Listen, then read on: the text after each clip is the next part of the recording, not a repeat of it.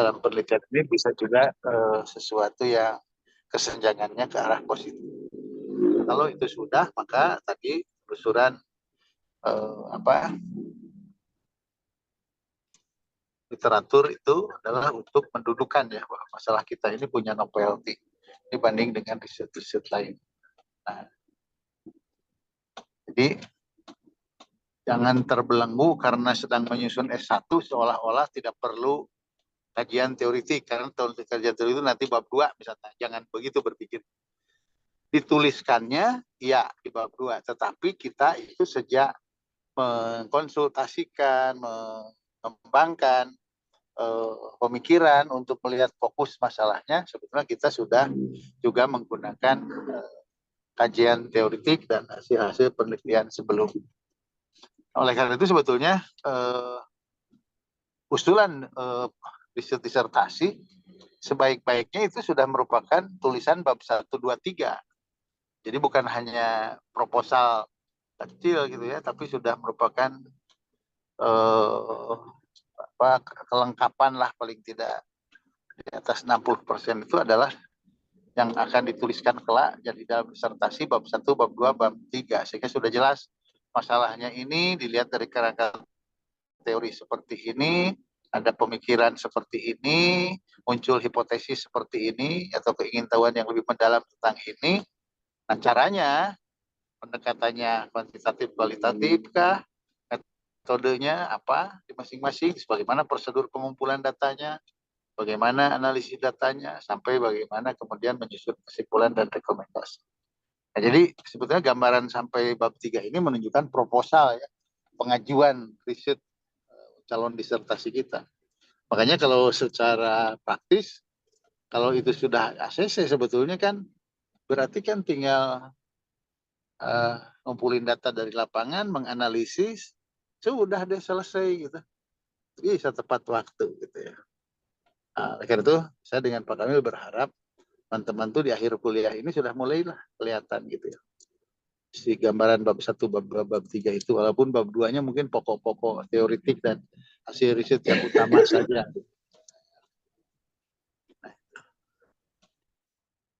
Oke, ada pertanyaan sebelum berikut berkaitan dengan telusuran literatur?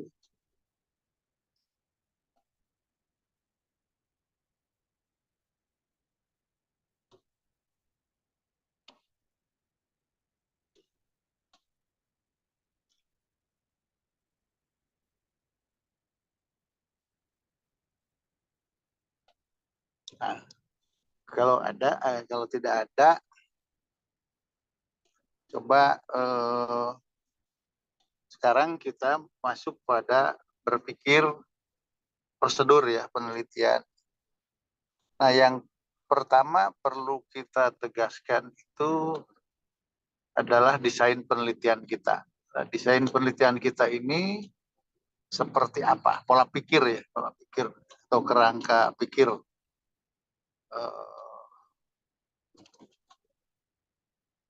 Dari kerangka pikir ini sebetulnya kita sudah bisa menebak, memperkirakan bahwa penelitian kita ini pendekatannya kuantitatif atau kualitatif. Sekali lagi saya mengingatkan pendekatan kuantitatif kualitatif bukan hanya berurusan tentang datanya kuantitatif atau data kualitatif. Tapi persoalan bagaimana cara memahami kebenaran yang ingin kita temukan. Apakah kita ini akan mempelajarinya dari banyak orang, sejumlah banyak orang, atau kita akan belajar dari sejumlah banyak kejadian pada sedikit orang. Makanya di pendekatan kualitatif itu biasanya metode yang paling sederhana adalah studi kasus. Jadi kita belajar dari satu kasus, tetapi mendalami kasus itu sebanyak mungkin, banyak hal, sehingga kita menemukan satu pola-pola keteraturan-keteraturan dari satu aktivitas yang kemudian bisa kita simpulkan. Jadi yang paling pokok yang perlu kita bisa tangkap itu, pola itu berupa adakah keteraturan-keteraturan gitu. Kalau tadi kuantitatif keteraturan di banyak orang, kalau ini adalah keteraturan dari sedikit orang, tetapi keteraturannya itu berupa pengulangan perilaku. Sehingga kita sudah bisa dengan itu merasa memiliki argumentasi yang kuat untuk mengambil kesimpulan. Misalnya ternyata setiap bangun pagi dia itu gosok gigi gitu. Gigi. Yang kasus yang kedua itu kadang-kadang saja.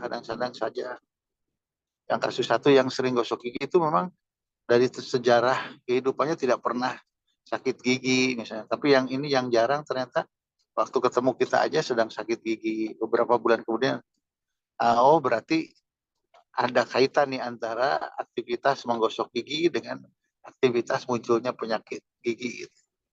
Nanti dihubungkan lagi dengan fenomena apa gitu. Sehingga kita menemukan satu pola yang memang kita bisa menjelaskan apa yang jadi fokus riset kita.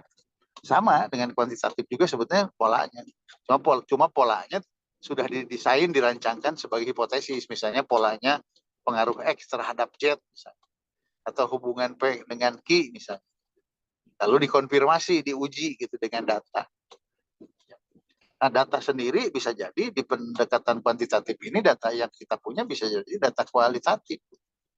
Misalnya tadi tentang pinter dan tidak pinter, kecerdasan misalnya itu data kualitatif. Hanya kemudian kecerdasannya diukur dengan tes. Gitu. Nah, jawaban tesnya kemudian dilakukan scoring, jadi keluarlah angka skornya. Yang benar 7 dari 10 soal dapat nilai 7. Gitu. Tapi sebenarnya kan data awalnya itu data kualitatif. Gitu. Orang ini pinter, yang disebut pinter adalah kalau dia bisa menyelesaikan 10 soal yang diberikan. Nah, dia ini kurang pinter karena hanya bisa menyelesaikan 7-8 pertanyaan. Dia itu tidak pinter karena hanya bisa menjawab di bawah 4 soal yang diberikan. Nah, jadi sebetulnya banyak data kuantitatif itu berasal dari data kualitatif. Beda dengan tinggi badan misalnya. Berat badan itu langsung data kuantitatif. 50 meter jaraknya, tingginya 2 meter, lebarnya. Nah itu meter itu sudah ukuran kuantitatif. Nah di pendidikan sendiri termasuk skor nilai itu kan data awalnya data kualitatif seperti saya ceritakan tadi. Makanya skor kuantitatif ini seringkali menjadi salah karena di proses pengukurannya membuat kriterianya kurang benar. Makanya ada di kuantitatif yang disebut dengan measurement, pengukuran. Mengukur itu adalah mengkuantifikasi data kualitatif. Pinter menjadi angka 80 ke atas, kurang pinter misalnya 60 sampai 80. Tidak pintar misalnya di bawah 50 ke bawah. Nah, itu melakukan scoring itu akan memunculkan data yang diharapkan dalam bentuk numerik kuantitatif. Ini Pak Edi mau masuk ruang tunggu, saya izinkan terus keluar terus gimana ya? Coba dibantu. Nah, jadi dari desain penelitiannya itu akan menunjukkan pendekatan kita kuantitatif atau kualitatif. Nah, di masing-masing pendekatan ini ada metode. Jadi metode itu adalah suatu cara yang pendekatannya sama. Jadi misalnya metode-metode di dalam pendekatan kualitatif caranya sama gitu. Jadi dia tidak membawa hipotesis, tapi dia tenggelam dulu dalam situasi, sehingga kemudian melihat pola-pola yang cenderung berulang, kemudian dia menyimpulkan. Sama. Hanya pada level yang sederhana, metodenya studi kasus misalnya. Nanti level berikut, misalnya ada metode naratif dengan menarasikan pola-pola itu, gimana yang apa yang terjadi yang ditemukan. Atau etnografis misalnya, lebih mendalam lagi. Atau bahkan grounded teori, membangun teori baru gitu ya, dari bawah, dari kejadian-kejadian yang dia temukan.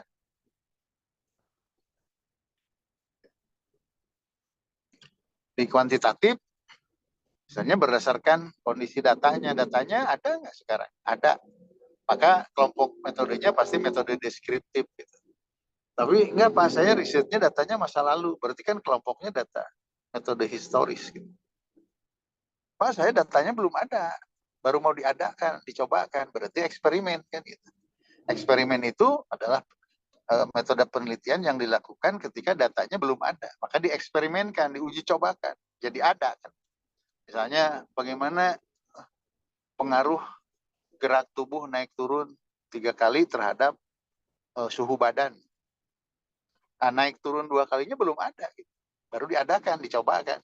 Setiap orang datang suruh turun naik 2 kali, terus diukur suhunya. Ya ada. Jadi data itu diadakan pada saat riset. Gitu. Tapi kalau pengaruh naik turun terhadap suhu pada olahragawannya sudah ada, naik turunnya sudah terjadi kemarin. Suhu badannya sudah ada, berarti datanya sudah ada, berarti dia termasuk kelompok metode deskriptif. Nah, sekarang harus hati-hati karena banyak sekali penamaan metode dari deskriptif. Ini nanti ada deskriptif korelasional, ada deskriptif. Jadi istilah deskriptif itu diterapkan pada metode penelitian yang menggunakan metode yang menggunakan datanya adalah data keadaan yang sekarang. Jadi bukan deskriptif itu description, mendeskripsikan. Semua riset pasti mendeskripsikan. Mendeskripsikan data yang diperoleh kan gitu. Jadi ini saya melihat ada yang pendekatannya kualitatif, metodenya deskriptif karena mendeskripsikan. Padahal nggak ada, coba dicari. Kalau mendeskripsikan secara mendalam itu biasanya disebutnya metode naratif di dalam pendekatan kualitatif. Jadi jangan menerjemahkan sendiri gitu ya. Memilih metode itu baca-baca di buku, searching di Google supaya lebih tepat lah gitu. Karena ini karena sumber-sumber pengetahuan baru orang bisa nulis sendiri di blog misalnya kadang, makanya kenapa referensi di blog orang itu tidak terlalu dianggap ilmiah karena validitasnya masih layak diberikan. Atau di Wikipedia misalnya yang orang bisa nyumber beda. Anda mensitat Wikipedia dengan mensitat kamus standar Oxford misalnya, atau dictionary Oxford, dictionary American, atau kamus besar bahasa Indonesia. Nah, itu karena dia sudah tervalidasi oleh ahli.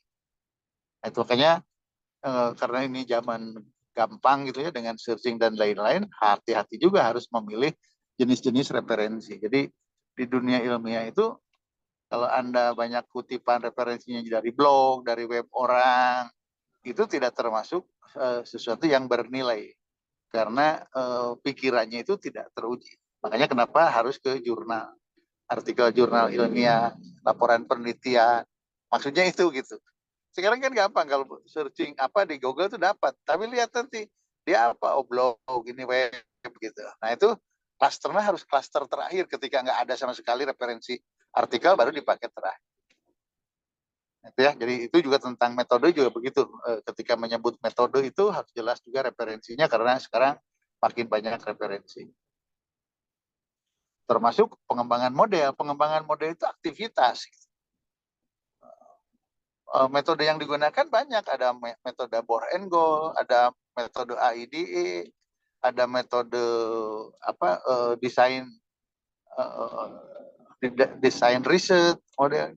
Jadi pengembangan model sendiri banyak gitu. Nah, Anda mau pakai siapa gitu. Ternyata kalau di Penwa suka pakainya bore and goal, tapi tidak hanya itu sebetulnya. Banyak yang lain juga. Nah, itu jadi yang penting ada referensinya.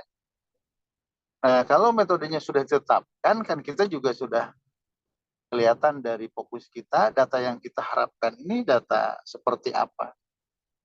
Apakah data yang sudah terdokumentasikan, ada dokumen, maka pengumpulan datanya dilakukan dengan studi dokumentasi.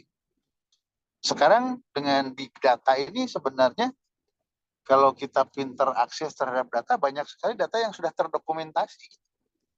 Misalnya data perilaku orang membeli kuliner di Bandung.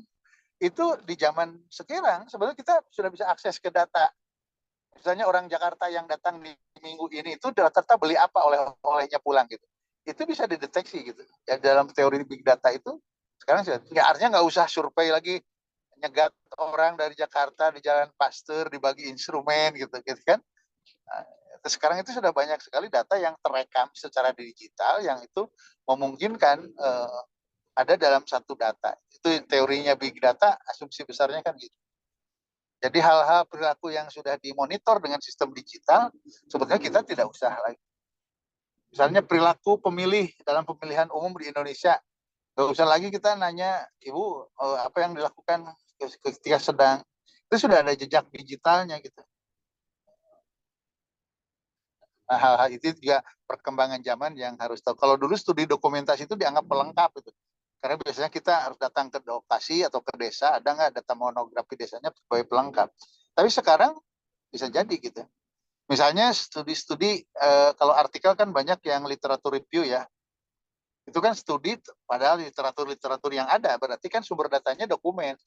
Maka pengumpulan datanya adalah studi dokumen.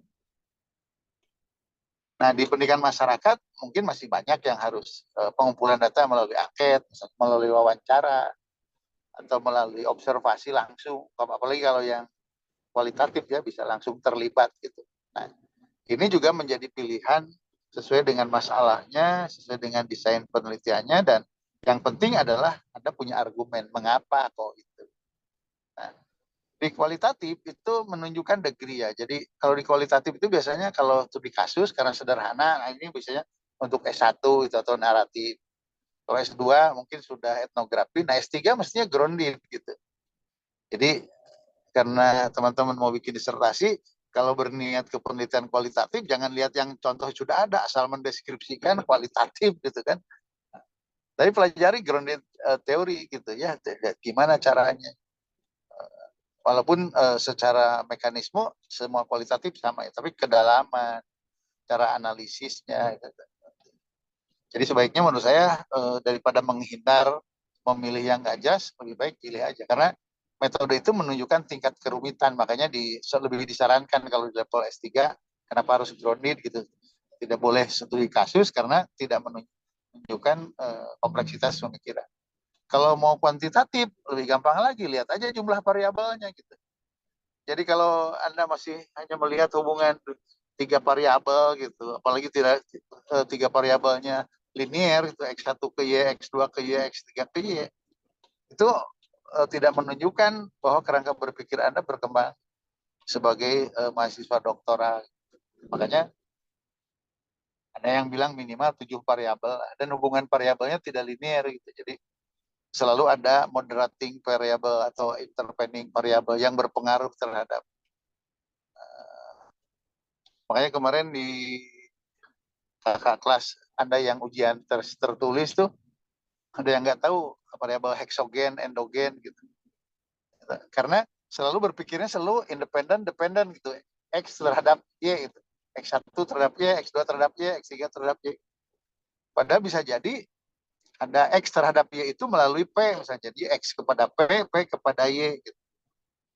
Berarti si P ini untuk X dia adalah dependent variable karena dipengaruhi oleh X.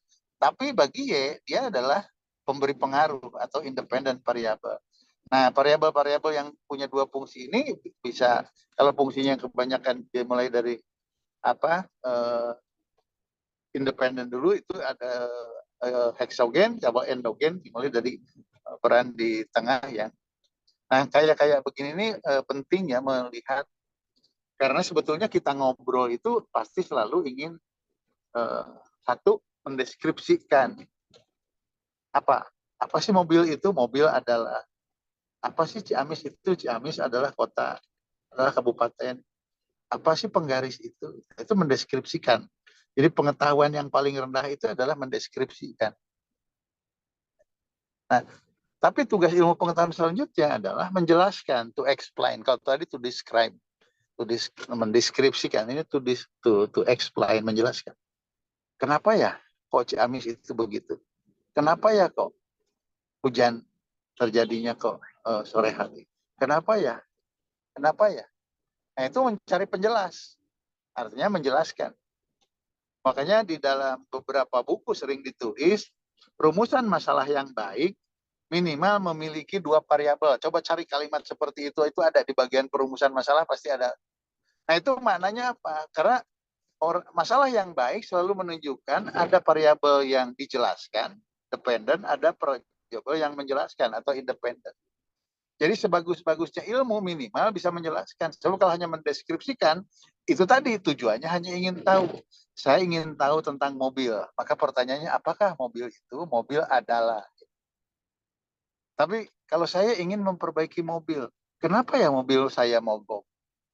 Berarti mobil mogok diakibatkan oleh apa? Misalnya kekurangan bensin, maka ada hubungan antara kekurangan bensin dengan, atau kalau jadi pertanyaan penelitian, apakah kekurangan bensin mengakibatkan mobil mogok?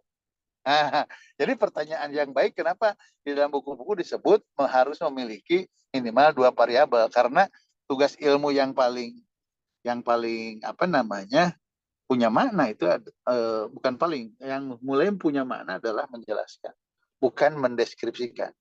Nah, lebih bagus lagi, ilmu pengetahuan itu bisa memprediksikan apa kalau suhunya 5 derajat terus mendungnya seperti ini dalam waktu maksimal 1 jam pasti akan hujan.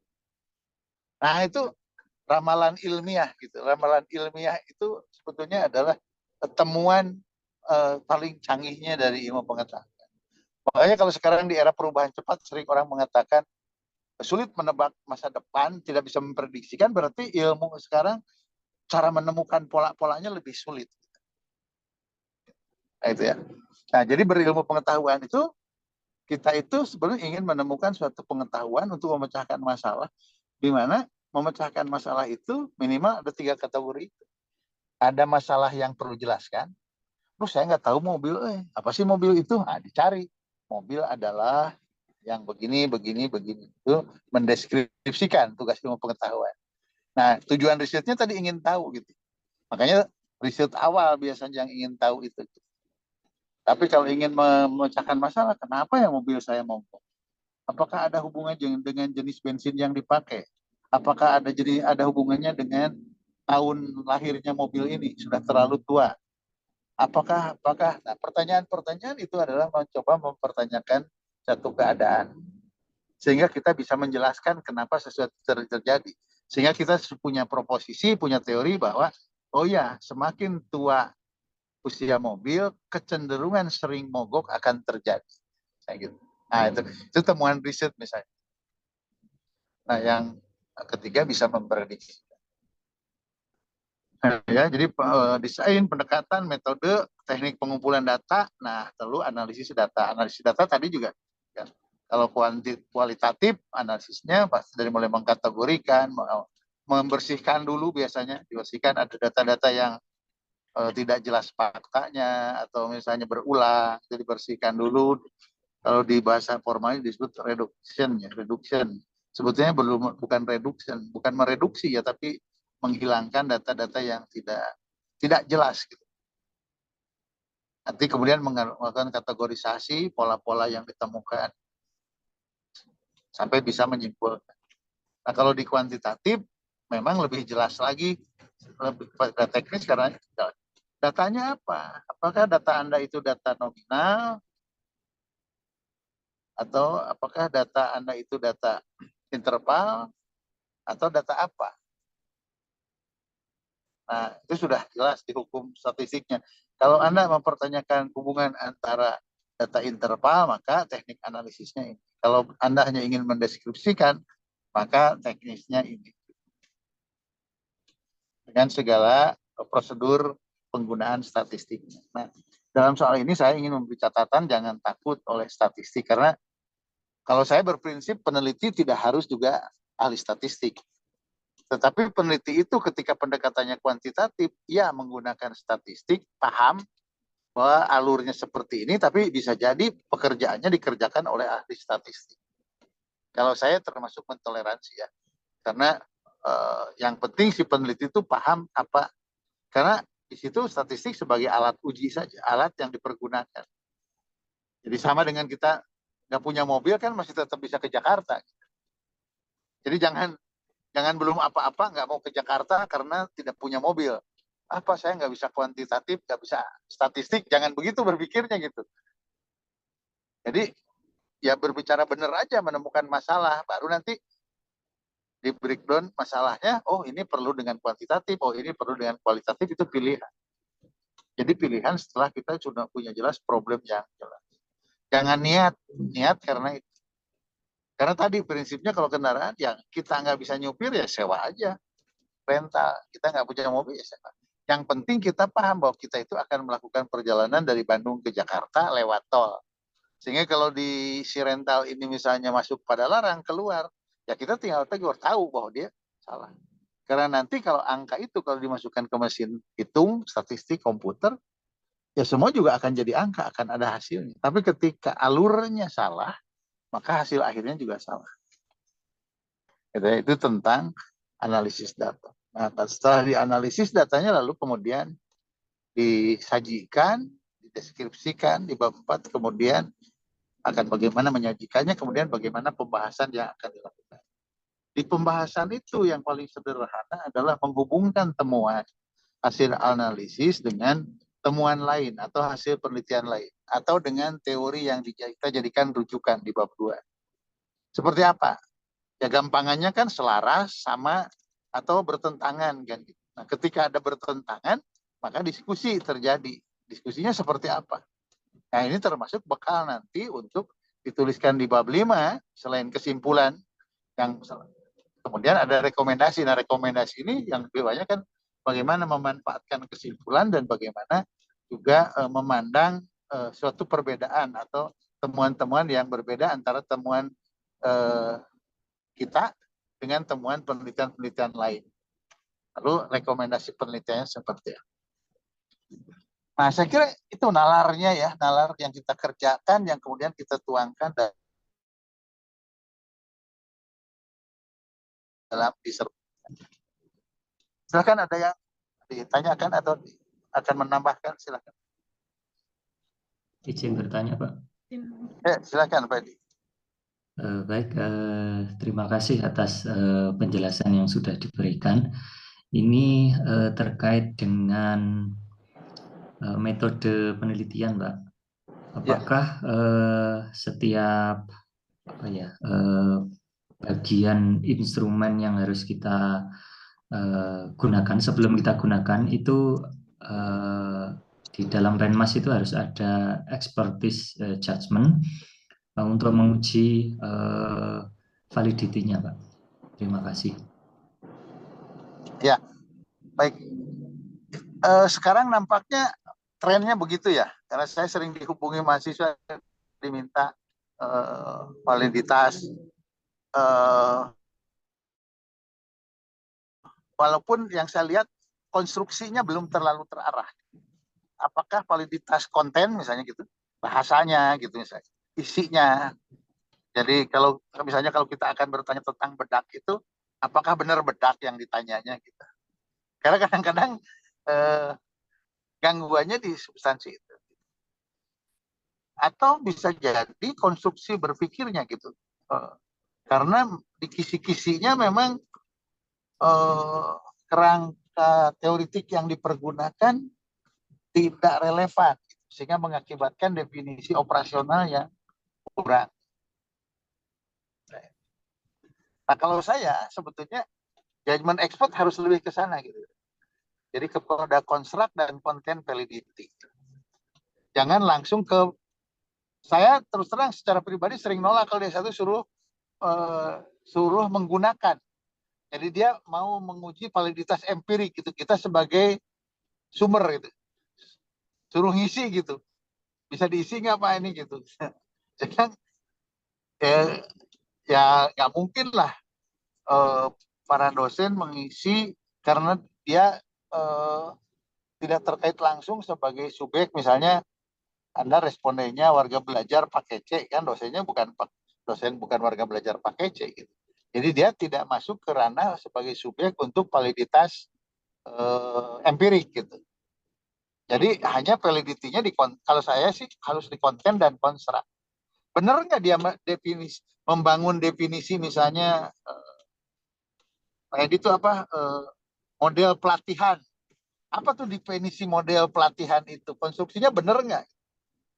Oh iya, belajar dari 5 model, lalu dia memformulasi satu model. Udah lengkap belum nih modelnya itu? Komponennya, nah, itu satu konstruksi. Kedua kontennya, dari situ kan masuk ke variabel tiap-tiap komponen itu. Udah benar belum variabel dan indikatornya itu? Dan dibahasakan sebagai bahasa yang mudah dibaca oleh orang. Nah, mungkin sampai di situ expert menurut saya penting. Jadi di Penmas ini sudah mulai tapi belum terlalu diarahkan. Kadang-kadang ada yang meminta mahasiswanya kita sebagai responden gitu, seolah-olah mau uji validitas empirik ya. Itu Pak Ed. Ya Pak, berarti mungkin kalau untuk validitas empiriknya itu lebih mengarah ke responden, sedangkan untuk validitas teorinya itu bisa ya Pak kalau Ke untuk. expert ya, ya, ya. Jadi harus dibedakan itu gitu. Ini kadang-kadang saya dapat mahasiswa kok minta mengisi apa untuk validitas katanya Pak. Saya bilang saya nggak punya waktu dan tidak terkait langsung. Ya ini harus teman-teman harus paham bahwa di validitas uji validitas instrumen itu ada beberapa jenis ya. Gitu. Nah tadi klasternya bisa konstruk dan konten. Nah ini expert judgment saya kira penting di situ. Tapi kalau sudah ke indikator kepada bahasanya gitu, apakah pengkalimatannya itu, kalau saya biasanya kalau lihat itu, kalau sudah 2 baris itu pasti kurang bisa dipahami lah. Orang Indonesia ini kan bukan pembaca ya. Makanya sebaik-baik instrumen kalau saya buat kalimat 1 baris yang mudah dipahami. Misalnya saya melakukan gosok gigi tiap pagi. Jadi pakai konstruksi sederhana. Jadi upayakan membuat statement itu dengan kalimat sederhana. Subjek, objek, predikat gitu. Jangan kalimat majemuk itu sulit dipahami dan kecenderungan menjadi tidak fokus. Makanya kalau baca apa namanya bacaan-bacaan di buku penelitian tentang penyusunan instrumen itu tidak boleh multi tafsir. Minimal hindari kata dan atau gitu. Itu tuh sudah. Kalau sudah ada dan atau dengan itu pasti jadi multiple apa namanya kalimat bertahta itu berganda gitu ya. Jadi upayakan langsung aja. Kalau kita misalnya ingin mengungkap tentang minat atau minat membaca, misal orang desa, ya kalimat itu sederhana. Pagi-pagi biasanya saya membaca buku. Gitu. Jadi sayahnya ada, objeknya ada, predikatnya ada. Jangan saya biasanya membaca buku pagi-pagi agar, sudah. Jadi agar itu sering kali jadi tambahan-tambahan di kalimat kita itu. Nggak penting karena yang kita mau lihat faktanya, yaitu setiap pagi membaca buku atau tidak gitu fakta. Soal agarnya apa itu nggak urusan. Kan harapan itu. Nah, kayak gitu Pak Ed. Ya. Oh iya Pak. Satu lagi Pak. Ya. Begini Pak, kalau kita menggunakan pendekatan kuantitatif dengan alat pengumpul utama data berupa instrumen angket, ada kecenderungan dari responden itu untuk menjawab pilihan itu secara ngawur gitu ya Pak ya. Artinya yang penting dijawab tanpa melihat butir-butir pertanyaannya, karena mungkin butir pertanyaannya banyak, terus kemudian malas baca seperti yang Bapak sampaikan tadi. Betul. Nah, ini bagaimana ya Pak, selain dari apa yang sudah Bapak sampaikan tadi, supaya ya responden itu mau membaca. Kadang-kadang itu cuma centang Ringkasin saja aja. atau diklik gitu saja tanpa membaca isinya, sehingga nanti kan jawabannya itu kan tidak alami Pak. Terima kasih. Ya. Satu begini bahwa apa yang kita tampilkan itu kan sebetulnya random dari semua perilaku yang terjadi. Jadi kita harus menyadari bahwa apa yang kita tanya itu random saja. Misalnya kalau saya mau mengukur tentang tadi minat baca, itu kan random. Kan minat baca indikatornya banyak, maka random yang paling signifikan apa? Misalnya pernah beli buku enggak? Gitu kan.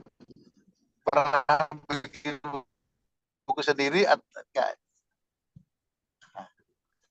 Jadi kalau sudah tahu randomnya, yang kedua tadi tuangkan instrumen itu jangan membuat orang berpikir.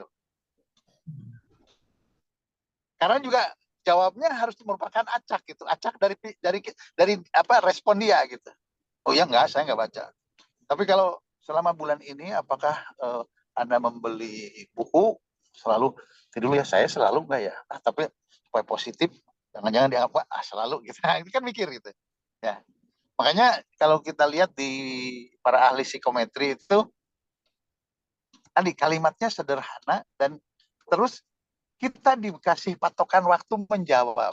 Ini penting supaya dia nggak mikir neko-neko, mempertimbangkan banyak hal. Khawatir disangka begini, khawatir tidak sama dengan orang lain, gitu ya. Jadi si contrengnya itu dia mendesak apa yang reflektif dia memang dia rasakan betul gitu. Makanya satu, mudah dipahami kalimatnya. Yang kedua, begitu dipahami, dia langsung mengecek dirinya. Saya termasuk iya itu nggak sih? Tidak mikir, kalau saya mikir ini nanti sama nggak ya dari yang lain? Yang lain. Nah, kita jarang sekali memberikan pengukuran penetapan waktu. Ya, malah bisa jadi seminggu dikirim, terus di seminggu diminta lagi. Nah, itu bisa mikir, bisa tanya-tanya sana sini dulu. Dikasih angkat nggak sama Pak Edi? Oh, itu kalau ke mahasiswa kan pasti tanya ke temannya. Oh iya, aku juga belum di. Itu saya udah baca pertanyaannya gini-gini. Kira-kira gimana ya? Nanti kalau kita jawab negatif, nanti Pak Edi nggak enak juga. Nah, itu udah instrumen itu, walaupun tadi uji expertnya bagus gitu ya, uji empirisnya bagus, itu pasti ya. Ya makanya kenapa tes minat, itu tes bakat di psikometri itu ada batasan waktu kan kita. Misalnya 30 pertanyaan, 30 menit gitu. Sudah kumpulkan gitu. Maksudnya itu gitu ya. Apalagi kalau kecerdasan ya, kecepatan. Tapi untuk minat juga kan dibatasi, personality juga dibatasi kalau di psikometri. Nah di kita memang agak rentan gitu ya. Nah oleh karena itu saya sih, temuan saya tuh cara yang paling sederhana adalah buat kalimat sederhana yang orang segera mau menjawab secara reflektif gitu. Oh iya saya senang sekali ini. Oh iya saya ini nggak senang. Oh iya saya melakukan ya. Oh iya saya tidak melakukan. Nah itu. Tapi kalau pertanyaan itu, pernyataan itu agak berpikir, mengajak berpikir, ya namanya orang pasti tanya sana sini gitu. Kalau sudah tanya sana sini, pasti ada errornya, gitu, ada bohong. Ya, saya beli jadi terus terang kalau saya sih soal waktu itu sebenarnya penting ya. Yang kedua, desainnya itu mudah dipahami. Silakan yang lain, atau Pak Adi. Pak, izin bertanya, Pak. Silakan. Siapa nih? Nurul, Pak. Ya, Mbak Nurul. Oke, ya baik Pak. Sebelumnya saya mengucapkan terima kasih Pak atas kesempatannya dan juga atas kiriman bacaan kemarin Pak. Nah kemarin itu saya sudah membaca buku mengenai evaluasi pemberdayaan dan juga beberapa artikel evaluasi pemberdayaan, tapi memang belum baca tuntas Pak.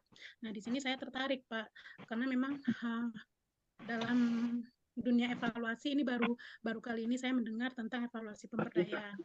Dan menariknya, Kakak sama Mama duluan, bapaknya dulu. Ya, dan terus? menariknya di sini evaluator itu bukan hanya sebagai evaluator, tapi juga sebagai fasilitator dan juga sebagai penggerak begitu.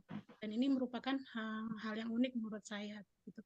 Nah, tapi ada sedikit kekhawatiran sih Pak di dalam diri saya sendiri secara pribadi untuk mengangkat judul ini. Yang pertama itu adalah kalau saya mengangkat judul ini berarti saya judulnya itu tidak bisa mengarahkan kepada pengembangan begitu ya Pak ya, karena akan menerapkan evaluasi pemberdayaan di masyarakat begitu.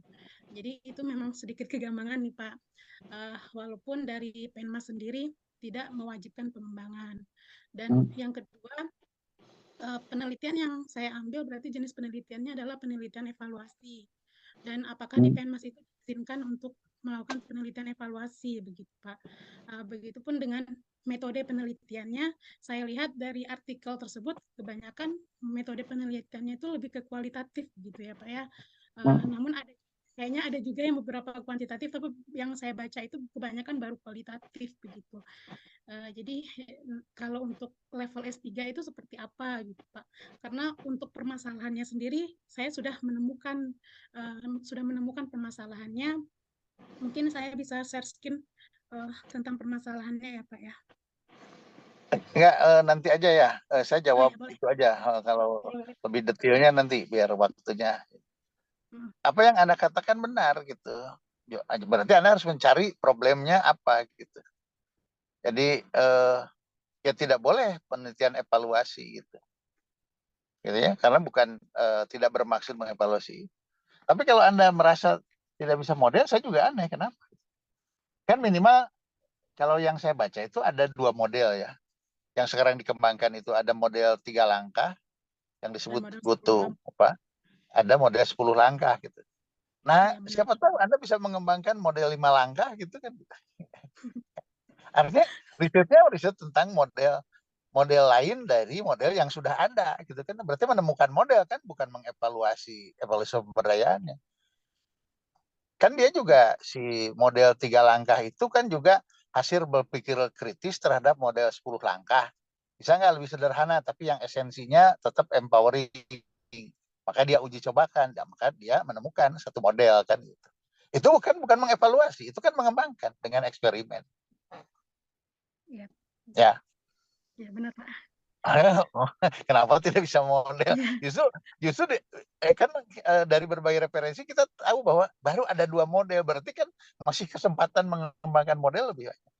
Bahkan nanti bisa bertanya, kalaupun mau misalnya mau eksperimenkan model yang sudah ada, kan bisa aja persoalannya misalnya karena karena kita melihat misalnya di evaluasinya paket ABC itu masih positivistik, misalnya masih tes kan gitu, pengetahuan gitu. Lalu ada inspirasi, bagaimana kalau model pemberdayaan dipergunakan? Mana yang model efektif model 3 langkah atau model 10 langkah? Kan itu bisa, tapi lebih baik kalau itu untuk S1 lah membandingkan yang ada. Tapi Anda bisa mencoba mengembangkan model baru lah gitu kan gitu. Ya. Jadi bukan mengevaluasi model orang lain, tapi mengembangkan. Gitu. Ya. Kalau problemnya kan mudah. Anda melihat bahwa misalnya awal di kita hampir apalagi kan saya juga belum menemukan apa di kita program yang menggunakan model pemberdayaan. Hampir semua program evaluasinya kan positivistik. Dibuat tes, soal, diujikan kepada peserta program kan, apakah lulus atau tidak. Bahkan nanti ada survei apakah puas atau tidak. Kalau kita ikut latihan atau bintek di kementerian kan gitu. Sama justru survei terakhir kepuasan kan semua positivistik gitu. Ya, problem besarnya adalah tadi dalam program-program pemberdayaan adalah selalu diukur dengan pendekatan positivistik. Benarkah? Gitu. Tidak adakah model yang bisa lebih memberdayakan? Gitu.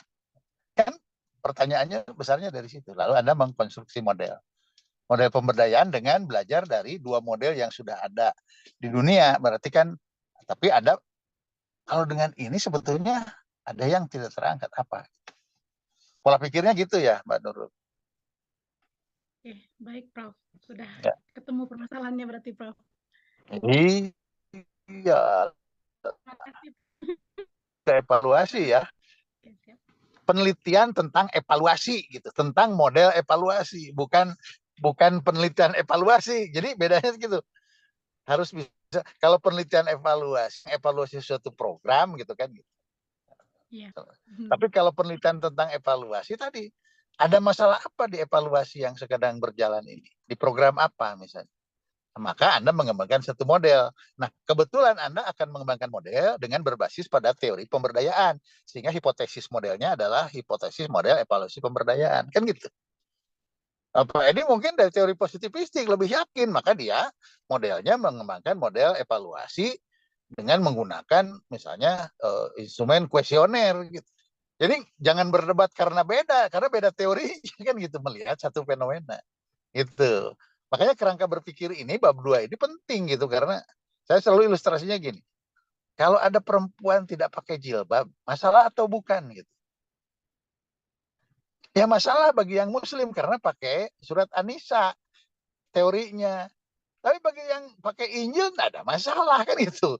Nah itu contoh paling konkret bagaimana suatu fenomena itu masalah bagi seorang peneliti yang satu, bagaimana dia bukan masalah bagi peneliti yang lain. Bergantung kepada kerangka teori yang dia pergunakan melihat fenomena itu. Kan gap itu Dasein dan Dasolen. Kalau Daseinnya sama, Dasolennya beda-beda, ya pasti beda dong. Itu ya. Jadi itu yang kedua, hati-hatinya bukan penelitian evaluasi, tapi penelitian tentang evaluasi. Gitu. Baik, terima kasih ya Prof ya. Ya. Ada yang lain? Oke, cukup direnungkan ya. Jadi makanya jangan pindah-pindah, saya nggak ngomong lagi masalah nih supaya udah lewat nih, udah mau kesimpulan. Nah, ya.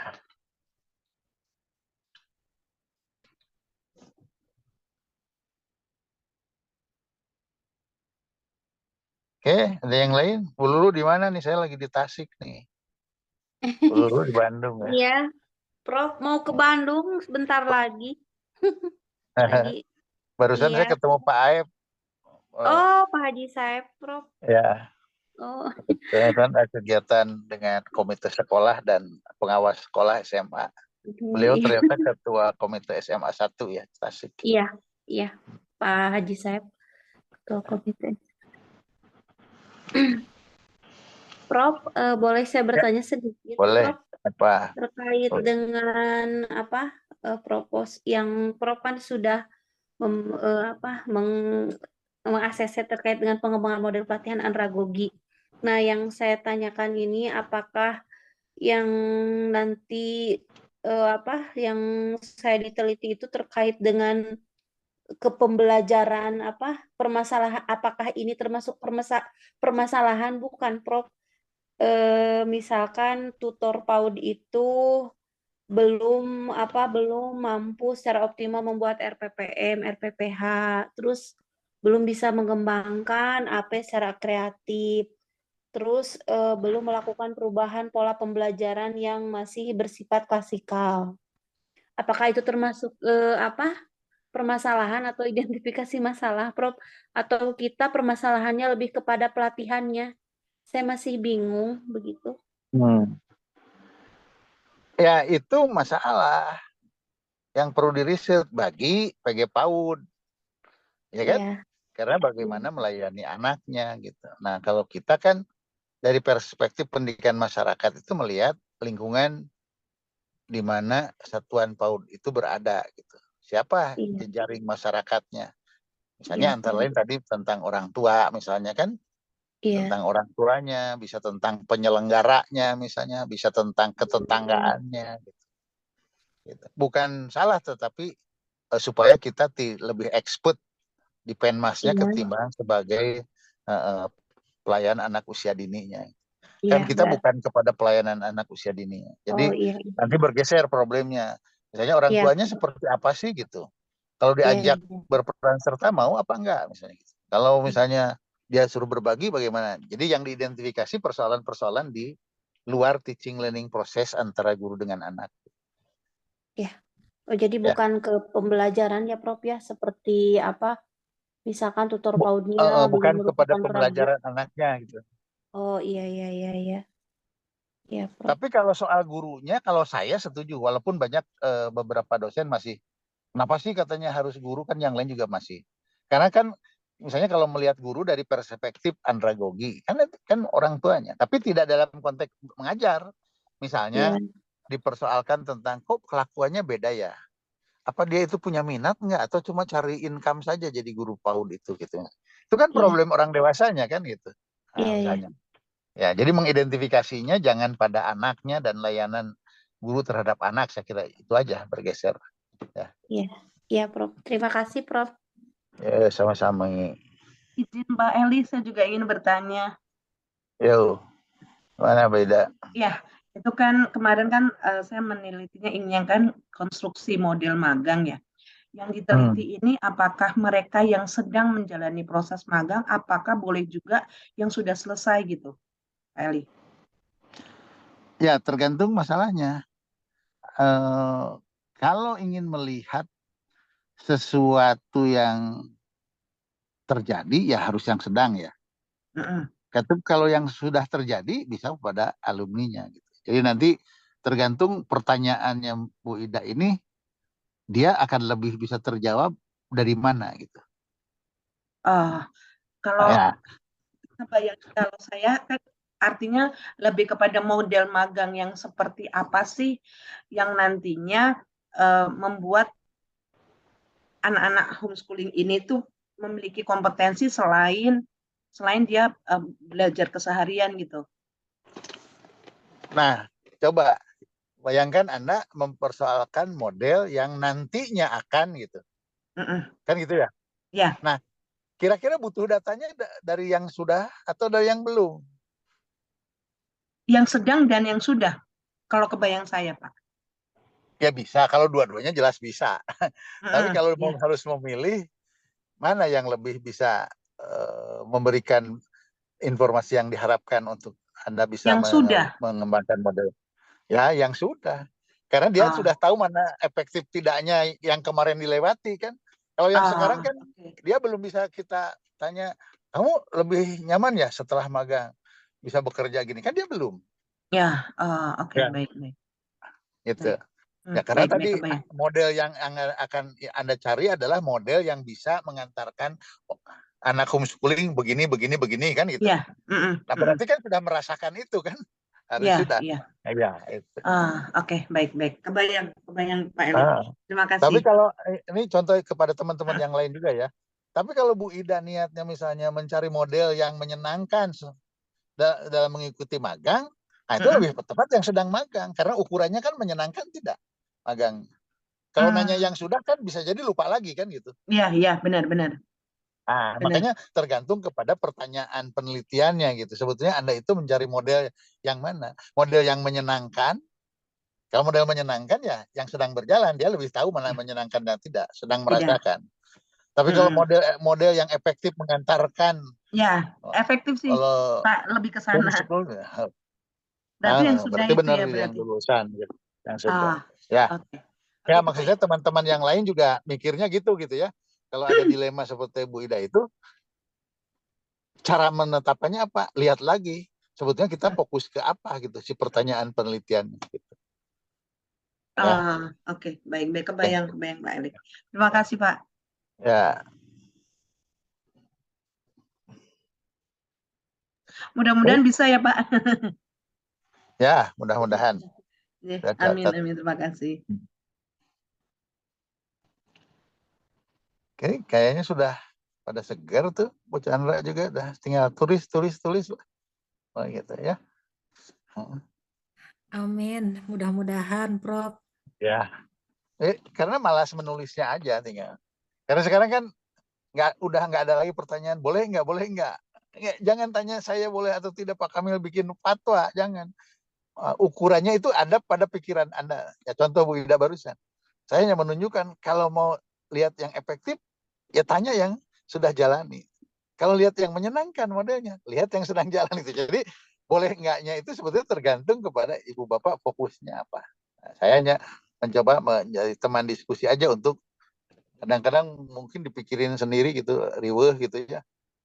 Asa kieu ya sudah. Jadi sebetulnya teman-teman itu udah punya jawabannya, cuma nggak pede aja. Pak Edi tadi udah jawab, tapi nanya gitu. Sebetulnya jawabannya Pak Edi udah punya gitu kan. Ya, jadi pede saja terus tulis nanti kalau sudah tulisan itu kan karena kalau dituliskan kadang-kadang jadi kalimat yang dipahami orang jadi berbeda, maksudnya beda gitu. Makanya sekarang coba tulisannya terus kembangkan. Kalau lisan begini tuh paham, tapi nanti di pemahaman itu ketika dituliskan bisa menimbulkan lagi keraguan orang membaca. Ya. Oke, baik. Kalau sudah tidak ada, kita cukupkan. Ini menjelang maghrib. Terima kasih semuanya. Mudah-mudahan terus memberikan insight pada teman-teman untuk terus menindaklanjuti rencana disertasinya. Mudah-mudahan kita masih diberi umur panjang, diberikan sehat untuk bisa melaksanakan. Terima kasih, Terima kasih. Prof. Ya, selamat istirahat. Terima kasih banyak, Assalamualaikum Prof. warahmatullahi Prof. wabarakatuh. Waalaikumsalam. Waalaikumsalam Pak warahmatullahi Elik. wabarakatuh. Ya, sama-sama. Matur nuhun, Pak. Sampai Turun, Prof.